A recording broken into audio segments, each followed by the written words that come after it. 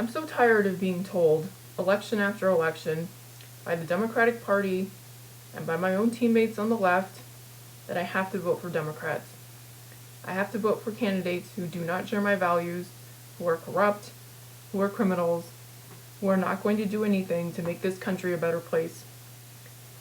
The whole Republicans bad, Democrats good enough argument is too simplistic and not even accurate. It's really an insult to our intelligence on the left.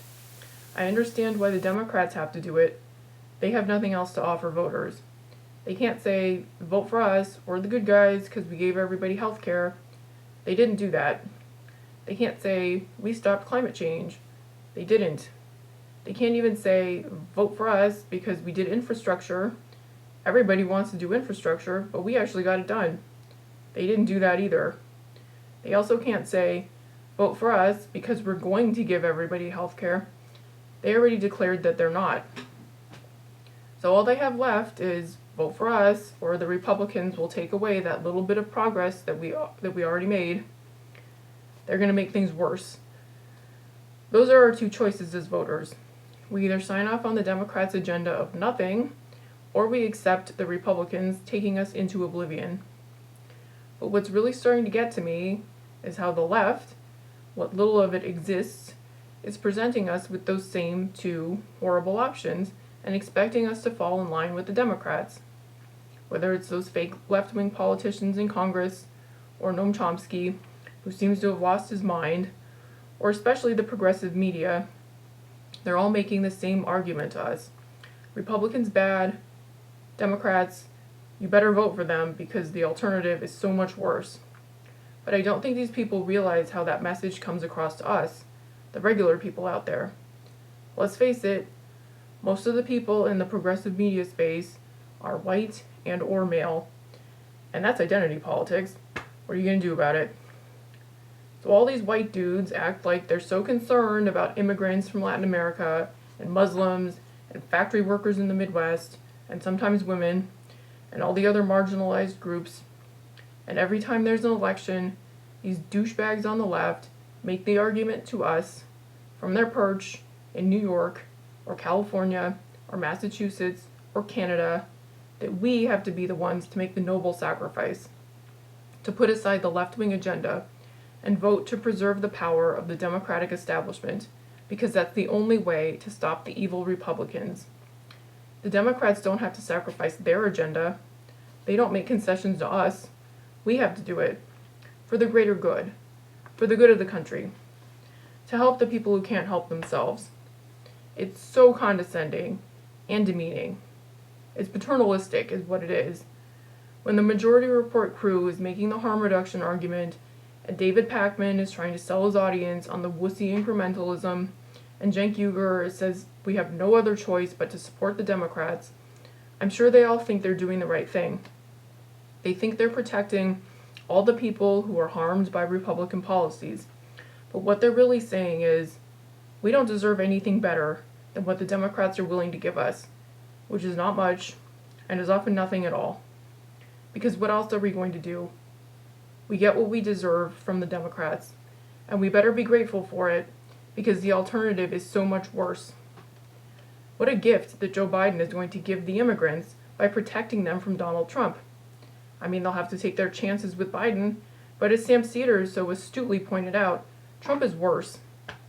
If you're an African American, you thank the Democrats for letting you swap out the white nationalist for an ordinary racist. That's incrementalism at its finest, courtesy of middle-class white people. If you're a woman like me, we should be grateful for the opportunity to vote for a rapist with a D next to his name instead of an R. They're all telling us, the Democrats, the progressives in Congress, the progressive media, you don't deserve anything better. Grow up and fall in line. 30 million people without health insurance, that's what our country deserves. Millions more without insurance because of the pandemic, we should thank the Democrats that the number isn't higher.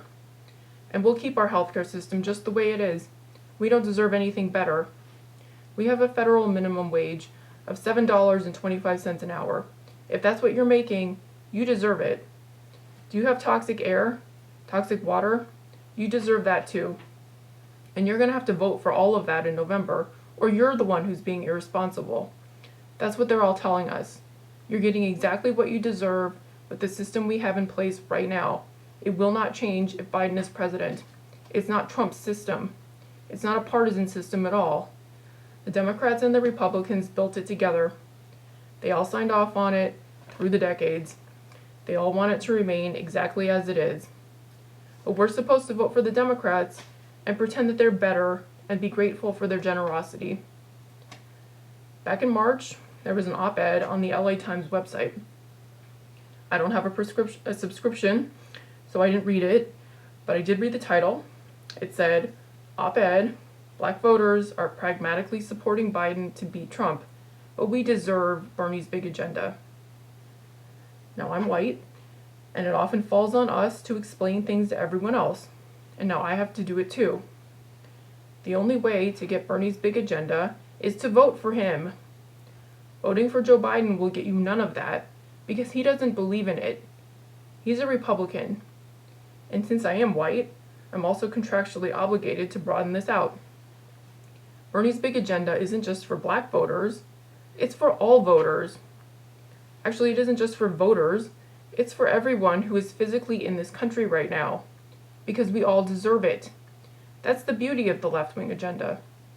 It's for everyone. That's the starting point. You don't have to earn it. You don't have to pass a means test. We don't have to work our way up to it as a society eventually. We don't need a debate or a task force or a 20-year feasibility study. We're starting from the premise that it's for everyone, and everyone deserves it right now. Like Black voters, I also belong to a group of reliable Democratic voters whose votes are taken for granted by the party. If we all vote for Joe Biden, the message that we're sending to him and the party is that we don't deserve Bernie's big agenda. We only deserve what they're willing to give us, which is usually nothing. But they also know that we will vote for them anyway, because what else are we going to do? We're nothing to Joe Biden, except votes. Votes he expects to get, no matter what he says, no matter what he does, no matter how many women he rapes, no matter how many Black people are in prison because of him, no matter how many people he's killed in the Middle East, no matter how many children he puts in cages, no matter how many Americans die every year because they don't have health insurance, we are expected to vote for him in exchange for nothing. So it was like months ago that P. Diddy, or whatever he's called these days, and Charlemagne the God both floated the idea of African Americans withholding their votes until they got some kind of concessions from Joe Biden. I mean, it was pointless, first of all, because they didn't do it, and second of all, Biden isn't making concessions. No one is good enough to get concessions from him except Republicans. He's been very clear about that. It was just a couple of weeks ago that Diddy and Charlemagne reemerged and asked nicely if Biden could pick Nina Turner as his running mate. I think it was literally the next day Biden announced that he was going to go with fellow Law and Order candidate Kamala Harris instead. So I don't know what the whole thing was about, holding out for concessions. I don't know why Diddy and Charlemagne even said it if they weren't going to follow through with it. It was just an empty threat. They should do it, but instead of threatening to not vote for Biden, actually don't vote for him. I wish someone would just give the order. Charlemagne, do it. Give the order. African Americans are not voting for Joe Biden. It doesn't matter where you land on the political spectrum. There is no concession on policy that Biden can make. We all know he's lying. There's no apology he can offer for all the suffering he's inflicted on African American communities and families. There's no Black woman he can grab hold of and make his vice president to shut everyone up. We're done. We're just not voting for him. We deserve better.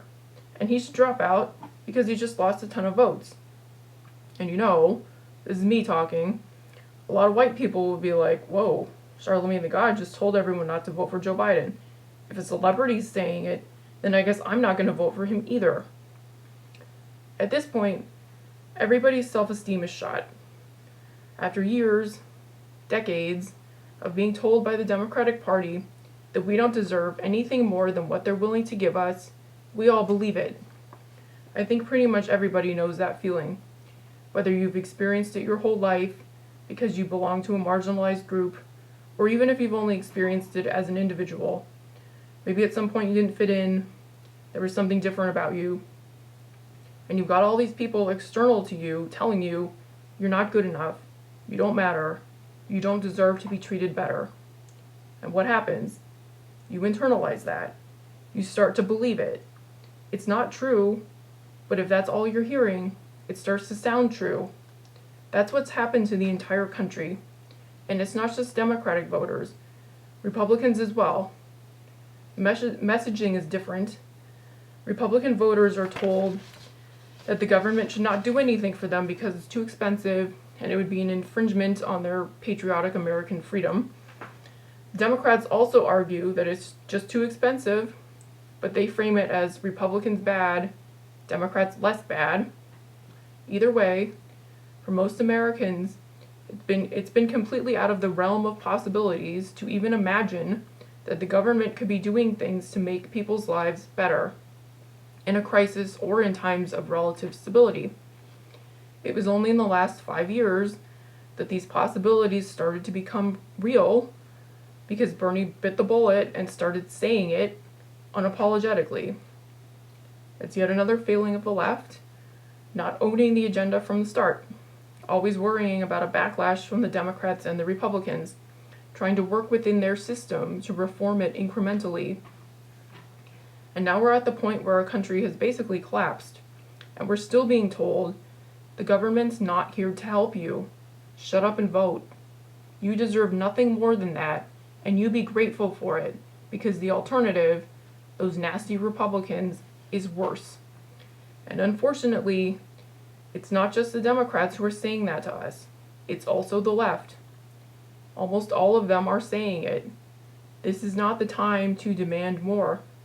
The only thing that matters is defeating the Republicans. During a pandemic and recession, we don't deserve universal health care, universal basic income, the Green New Deal, debt cancellation, or even legal weed. We deserve Joe Biden. He's less bad than Trump, and that's a victory for us.